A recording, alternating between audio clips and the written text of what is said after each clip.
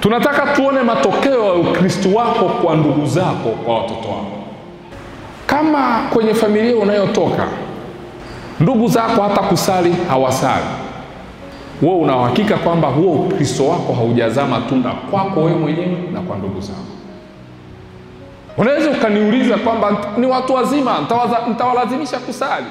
Hauwalazimishi. Wewe kama kuhani, mashtaka yako unampelekea Mungu au wapelekei wao. Ni Mungu mwenye uwezo wa kuwabadilisha na sio wewe. Wewe unaweza usiwe na hekima za kuwabadilisha, lakini Mungu ana namna yake. Anaweza akakutumia wewe kwa sababu umempelekea mashtaka, umempelekea maombi kwamba Mungu, nataka mabadiliko ya aina hii yatokee kwenye familia yangu.